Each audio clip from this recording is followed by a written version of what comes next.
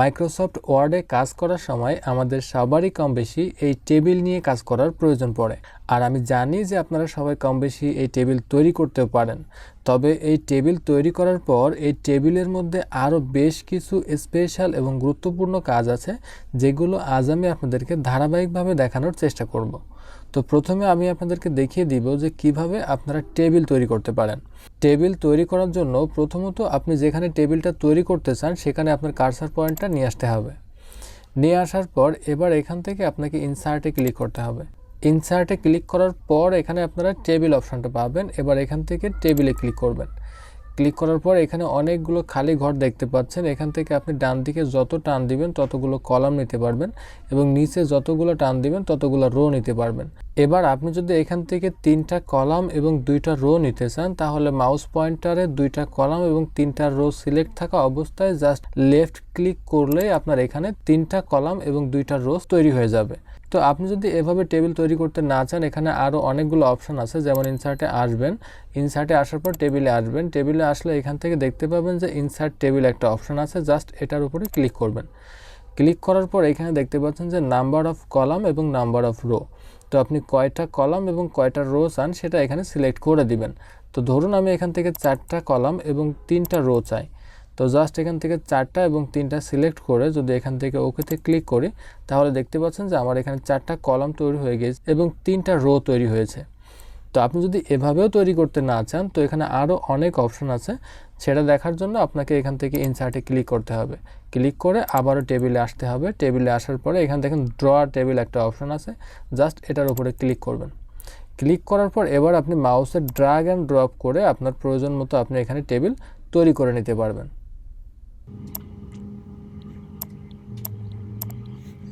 Table তৈরি করার সময় দেখতে পাচ্ছেন যে আমার এখানে একটা পেন্সিল আইকন হয়ে গিয়েছে। তো এটা যতক্ষণ থাকবে ততক্ষণ আপনি যেখানেই ক্লিক করবেন সেখানে টেবিল তৈরি হয়ে যাবে। তো এটা রিমুভ করার জন্য আপনাকে এখান থেকে ড্র টেবিল যে অপশনটা আছে এটাতে ক্লিক করতে হবে। ক্লিক করলে আপনার পেন্সিল আইকনটা চলে যাবে। এখন আপনার এই টেবিল থেকে কোনো দাগ রিমুভ করার প্রয়োজন হলে সেক্ষেত্রে এখান থেকে ইরেজার টুলসটা ব্যবহার করতে পারেন। ইরেজার টুলসের মাধ্যমে আপনি এখান থেকে যে কোনো দাগকে রিমুভ করে দিতে পারেন বা ডিলিট করে দিতে পারবেন। ইরেজার টুলসের কাজ শেষ হলে আপনাকে আবারও ইরেজার টুলসে ক্লিক করতে হবে। ক্লিক করলে এটা ডিসেবল হয়ে যাবে। তো এভাবে আপনারা কিন্তু টেবিল তৈরি করে নিতে পারবেন। এখন কথা হচ্ছে যে এই টেবিল তৈরি করার পর এই টেবিলের মধ্যে আরও অ্যাডভান্স কিছু কাজ আছে, যে কাজগুলো দেখার জন্য আপনাকে এখান থেকে এই যে লেআউট ট্যাবে আসতে হবে।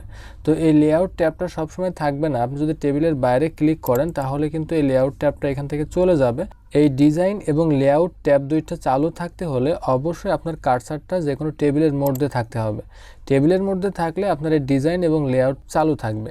এখন এই লেআউট ট্যাবের মধ্যে আপনি অনেকগুলো অপশন পাবেন, যেখানে প্রথমটা হচ্ছে যে ডিলেট। এই ডিলেটটা হচ্ছে যে আপনি যদি কোনো সেল বা কলাম বা রো ডিলেট করতে চান তাহলে এটার মাধ্যমে করতে পারবেন। যেমন ধরুন আমি এখান থেকে এই প্রথম কলামটা ডিলেট করে দিতে চাই, তার জন্য এখান থেকে 2টা কলাম সিলেক্ট করে যদি এখানে ডিলেটে ক্লিক করি, ক্লিক করার পর এখান থেকে দেখেন ডিলেট কলামস একটা অপশন আছে, জাস্ট এটার উপরে ক্লিক করলেই এই কলামটা ডিলেট হয়ে যাবে। তো এভাবেই কিন্তু এখানে আরও বেশ কিছু অপশন আছে যেগুলো আপনারা দেখে নেবেন। এরপরে এখানে যেটা আছে ইনসার্ট অ্যাভব, তো এটা দেখানোর জন্য আমি উপরের এই যে টেবিলটা তৈরি করে রেখেছিলাম এখানে দেখিয়ে দিই। যেমন ধরুন এখানে 2 নম্বরে আছে ডাল এবং 3 নম্বরে আছে আটা। তো আমি চাচ্ছি যে আটার উপরে এবং ডালের নিচে, অর্থাৎ আটার উপরে একটা টেবিল তৈরি করতে বা একটা ঘর তৈরি করতে। আর সেটা করার জন্য আমার কার্সার পয়েন্টটা অবশ্যই আটা যে লেখাটা আছে এই ঘরের মধ্যে রাখতে হবে। রাখার পর এখান থেকে যদি আপনি ইনসার্ট অ্যাভবে ক্লিক করেন তাহলে দেখতে পাবেন যে এর উপরে একটা ঘর তৈরি হয়ে যাবে। এবং আপনার এই আটাতে ক্লিক থাকা অবস্থায় যদি এখান থেকে ইনসার্ট বিলোতে ক্লিক করেন তাহলে আটার নিচে একটা ফাঁকা ঘর তৈরি হয়ে যাবে। এরপরে এখানে ইনসার্ট লেফট যেটা আছে সেটা হচ্ছে যে এই যে দ্রব্যের নাম এবং ক্রমিক নাম্বার এর মাঝে যদি আপনার একটা ঘরের প্রয়োজন হয়, সেক্ষেত্রে আপনি দ্রব্যের নাম এই ঘরে ক্লিক থাকা অবস্থায় যদি ইনসার্ট লেফটে ক্লিক করেন তাহলে বাম সাইডে একটা ঘর তৈরি হয়ে যাবে। এবং আপনি যদি এই ঘরে ক্লিক থাকা অবস্থায় এই যে ইনসার্ট রাইটে ক্লিক করেন তাহলে এই ঘরের ডান সাইডে একটা ঘর তৈরি হয়ে যাবে। তো এইভাবেই কিন্তু আপনি ডান সাইডে, বাম সাইডে, উপরে, নিচে যে কোনো জায়গায় ঘর তৈরি করতে পারবেন। এবার এখানে একটা অপশন আছে মার্জ সেল। তো এই মার্জ সেলটা দেখতে পাচ্ছেন এখানে ইনভিজিবল হয়ে আছে। তো এটাকে ভিজিবল করতে হলে আপনাকে অবশ্যই যে কোনো 2টা টেবিলকে সিলেক্ট করতে হবে। যেমন দেখুন যে এখানে এই যে 2টা ঘর আছে, আমি যদি চাই এই 2টা ঘরকে মার্জ করে উপরে যেমনটা আছে এমন করতে, সেক্ষেত্রে আমাকে অবশ্যই এই 2টা ঘর সিলেক্ট করতে হবে। এখন এটা সিলেক্ট করার পর এখানে দেখেন মার্জ সেল যে ঘরটা আছে এই ঘরটা ভিজিবল হয়ে আছে। এখন এই মার্জ সেলে ক্লিক করলেই এটা মার্জ সেল হয়ে যাবে, অর্থাৎ পুরাটাই একটা ঘর হয়ে যাবে। এছাড়াও যদি আপনারা মার্জ সেল অন্যভাবে করতে চান, যেমন এটা সিলেক্ট করার পর আপনারা মাউসের রাইট বাটন ক্লিক করে এখান থেকে এই যে মার্জ সেল একটা অপশন আছে এটাতে ক্লিক করলেও কিন্তু এটা মার্জ সেল হয়ে যাবে। এরপরে যেটা আছে স্প্লিট সেলস, এটা হচ্ছে যে আপনি এই যে ঘরটা এই ঘরটাকে কয় ভাগ করতে চান। যেমন ধরুন যে এই ঘরটাকে আমি 4 ভাগ করতে চাই, আর সেটা করার জন্য এই ঘরে ক্লিক থাকা অবস্থায় এখান থেকে স্প্লিট সেলস এটাতে ক্লিক করবেন। ক্লিক করার পর এমন একটা ডায়ালগ বক্স ওপেন হবে। এবার আপনি এটাকে কয় ভাগ করতে চান সেটা এখান থেকে সিলেক্ট করে দিতে হবে। তো এখান থেকে কলাম চাই 2টা এবং রো চাই এখানে একটা আছে, আমি 2টা করে দিলাম। 2টা দেওয়ার পরে যখনই এখান থেকে ওকেতে ক্লিক করব তখন দেখেন যে এখানে 4 ভাগ হয়ে গিয়েছে। এরপরে এখানে যেটা আছে স্প্লিট টেবিল, এটার কাজ যদি দেখতে চাই আমরা উপরের এই টেবিলটাতে আসি। এখন এখানে আমি আপনাদেরকে আরেকটা বিষয় দেখিয়ে দেই, আপনি যদি দ্রুতভাবে কোনো রো বা কলামকে ডিলিট করতে চান তাহলে সেই রোর শুরুতে আসবেন। আসার পর এখানে সিঙ্গেল একটা ক্লিক করবেন, ক্লিক করলে দেখতে পাবেন যে রোটা সিলেক্ট হয়ে যাবে। এরপরে কিবোর্ড থেকে ব্যাক স্পেস প্রেস করলেই এই রোটা ডিলিট হয়ে যাবে। এখন আপনি যদি কোনো কলামকে ডিলিট করতে চান সেক্ষেত্রে আপনি সেই কলামের উপরে আসবেন। উপরে আসার পর এমন মাউসের একটা ডাউন অ্যারো দেখতে পাবেন। এবার এখান থেকে মাউসের লেফট বাটনে একটা ক্লিক করবেন, ক্লিক করলে সম্পূর্ণ রোটা সিলেক্ট হবে। এবার কিবোর্ড থেকে ব্যাক স্পেসে প্রেস করলে আপনার এই পুরো কলামটা ডিলিট হয়ে যাবে। এখন এখানে আরেকটা যে বিষয় আছে স্প্লিট টেবিল, এটার মাধ্যমে আপনি যে কোনো টেবিলকে 2 ভাগ করতে পারেন। যেমন দেখুন এখানে আমার 4টা ঘর আছে 1 2 3 4, তো আমি চাচ্ছি যে 3 এবং 4কে আলাদা করে ফেলতে, 1 2 আলাদা থাকবে। আর সেটা করার জন্য আপনাকে 3 বরাবর যে কোনো একটা ঘরে মাউস পয়েন্টারটাকে রাখতে হবে। রাখার পর এখন যদি আপনি এখান থেকে স্প্লিট টেবিলে ক্লিক করেন তাহলে দেখতে পাবেন যে 3-এর পর থেকে আপনার টেবিলটা ভাগ হয়ে যাবে। এরপর এখানে আরেকটা যে অপশন আছে অটো ফিট, এটার মাধ্যমে আপনি এই টেবিলটাকে আরও সুন্দর করতে পারেন। যেমন ধরুন যে এখানে এই যে চাল ডাল আটা লেখা আছে এই ঘরটা কিন্তু অনেক বড় আছে, এদিকে জায়গা আছে এদিকে জায়গা আছে। তো এইগুলোকে যদি আপনি প্রয়োজন মতো ছোটো করে আনতে চান সেক্ষেত্রে আপনি অটো ফিটটা ব্যবহার করতে পারেন। এই অটো ফিটে ক্লিক করার পর এখানে দেখেন অটো ফিট কলামস একটা অপশন আছে, এটাতে দিলে আপনার এই কলামে যতটুকু জায়গা প্রয়োজন শুধু ততটুকুই জায়গা নেবে আর বাকি জায়গাটা সে অটোমেটিক্যালি রিমুভ করে দিবে। তো এখান থেকে যখন অটোফিট কলামে দেওয়া হলো তখন দেখেন যে প্রয়োজনীয় জায়গাটুকু নিয়ে বাকি জায়গাটা সে অটোমেটিক রিমুভ করে দিয়েছে। তো এখানে আরও অপশন আছে, এগুলো আপনারা একটু অ্যাপ্লাই করে দেখবেন। এরপরে যেটা আছে সেটা হাইট এবং ওয়াইড।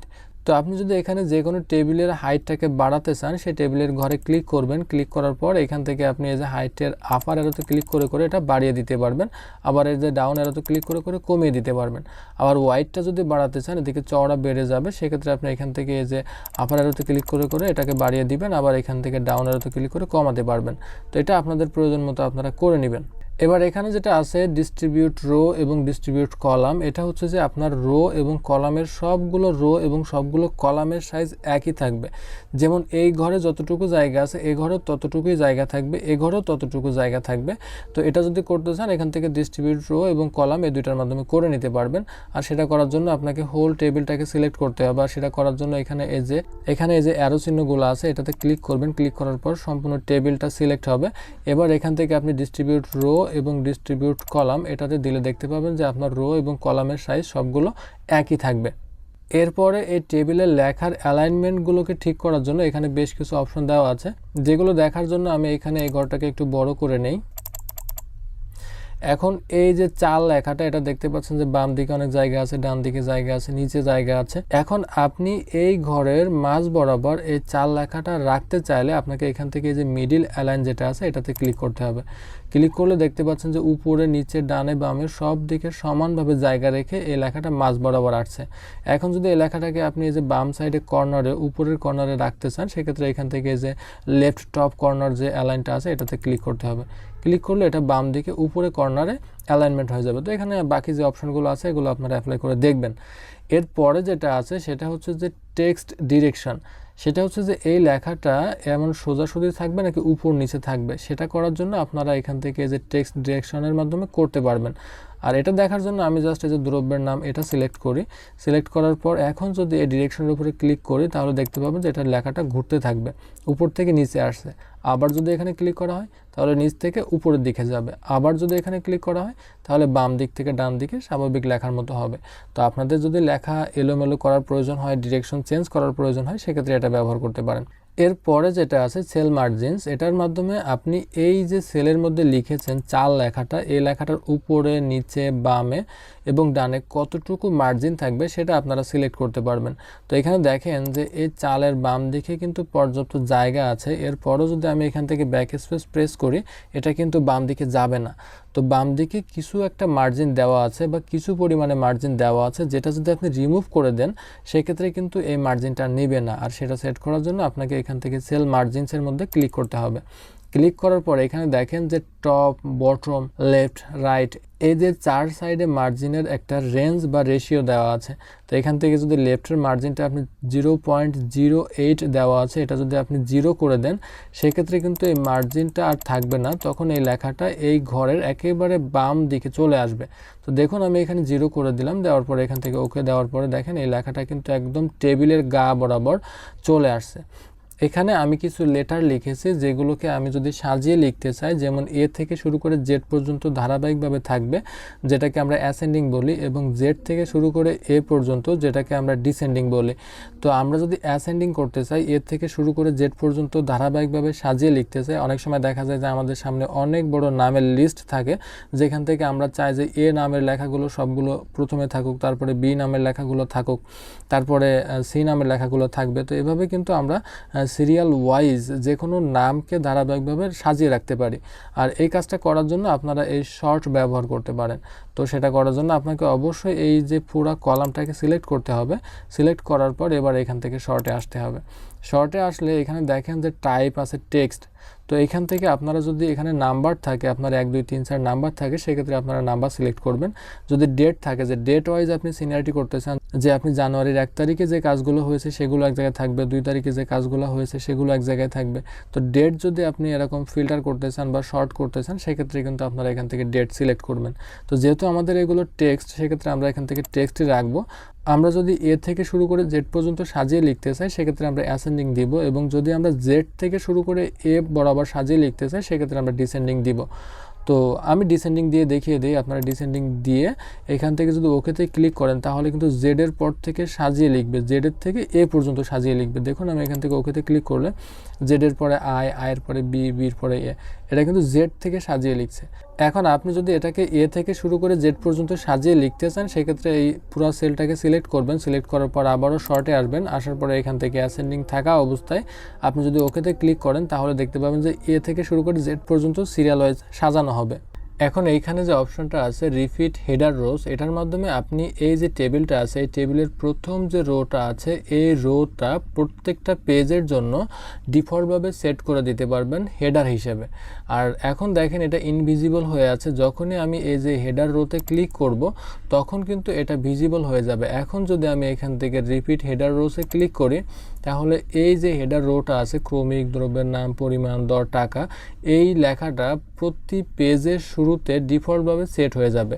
তো দেখুন আমি যদি এখান থেকে ঘর বাড়িয়ে বাড়িয়ে পরবর্তী পেজে যাই তাহলে কিন্তু পরবর্তী পেজের শুরুতেই দেখতে পাবেন যে আমার এই লেখাটা কিন্তু চলে আসবে। এখন দেখেন ক্রমিক, দ্রব্যের নাম, পরিমাণ, দর, টাকা, এটা কিন্তু চলে আসছে। এই যে প্রথম পেজের থেকে পরবর্তী পেজে যখন যাব তখন অটোমেটিক্যালি এটাকে হেডার রো হিসেবে ধরে নিবে। এরপরে যেটা আছে কনভার্ট টু টেক্সট, এই যে অপশনটা আছে এটার মাধ্যমে আপনি এই যে টেবিলটা আছে এই টেবিলের দাগগুলো সব চলে যাবে, শুধুমাত্র টেক্সটগুলো থাকবে। তো দেখুন আমি যদি এখানে ক্লিক করি, ক্লিক করার পরে এখানে কনভার্ট টেক্সট যেটা আছে এটাতে ক্লিক করি, এবার এখানে ট্যাবস যেটা আছে ডিফল্টভাবে সেট করা, এটা থাকা অবস্থায় যদি এখান থেকে ওকেতে ক্লিক করি তাহলে দেখতে পাচ্ছেন যে এখান থেকে কিন্তু আপনার দাগগুলো সব চলে গিয়েছে, টেবিলের শুধুমাত্র লেখাগুলো আছে। আপনি যেহেতু এতক্ষণ যাবত ধৈর্য ধরে এই ভিডিওটি দেখেছেন তাহলে আমি মনে করব ভিডিওটি আপনার ভালো লেগেছে। ভালো লাগলে অবশ্যই একটা লাইক করবেন এবং কমেন্টস করে আপনার মূল্যবান মতামতটি আমাদের কাছে শেয়ার করবেন। আর এই ভিডিওটি আপনার বন্ধুদের মাঝে শেয়ার করে দিয়ে তাদেরকেও দেখার সুযোগ করে দিবেন।